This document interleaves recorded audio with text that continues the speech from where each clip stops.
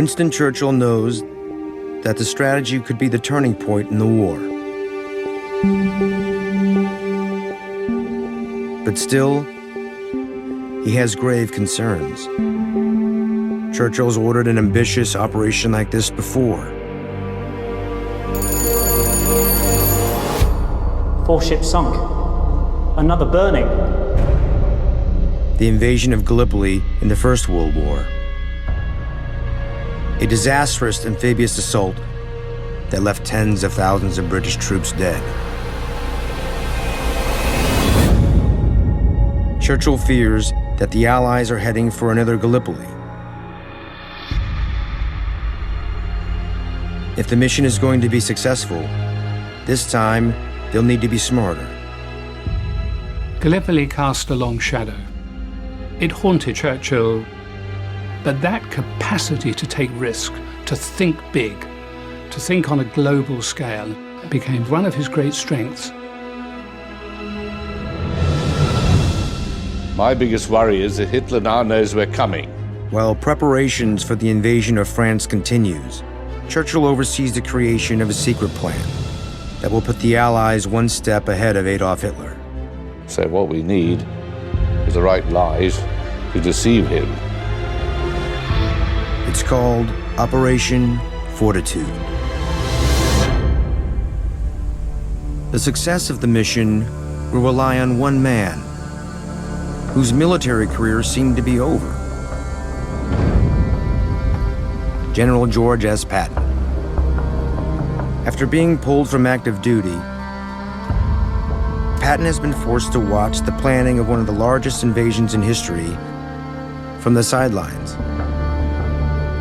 If you put yourself in Patton's position, they're about to invade the center of Europe. They're about to go at the guts of Nazi Germany.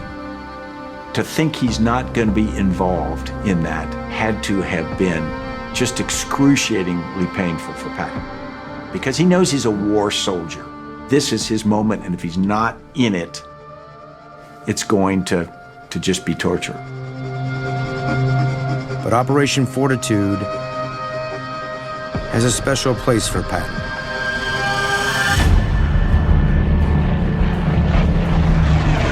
In the spring of 1944, Allied leaders covertly send Patton to England.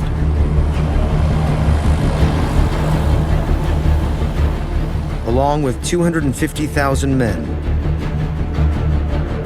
and what appears to be thousands of tanks and fighter planes.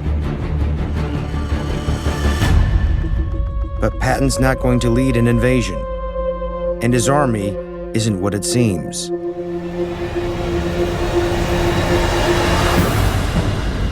Instead of heavy machinery and modern weapons, Patton's armed with balloons.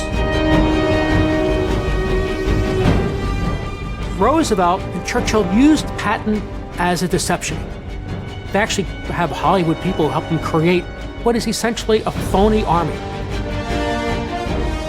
There's phony tanks that are actually nothing but balloons. There's barracks.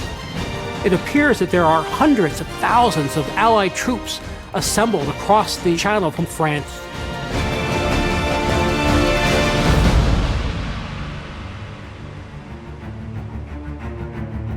The Allied tank fleets. It isn't long before Hitler sees German intelligence photographs of Patton's supposed army, and he completely takes the bait.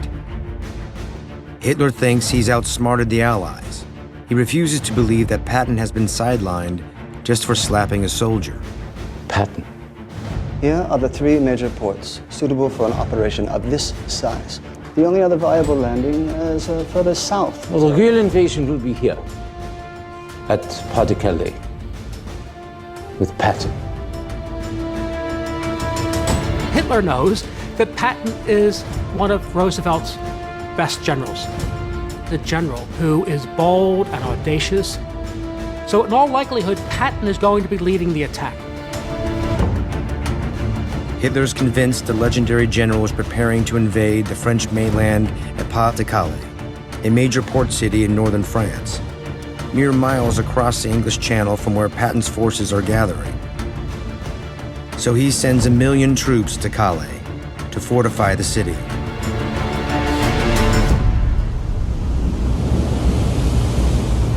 On June 6, 1944, the day that will come to be known as D-Day finally arrives. Roosevelt and Churchill order 150,000 Allied troops to pile into over 4,000 boats and head to France. In the largest amphibious invasion ever attempted.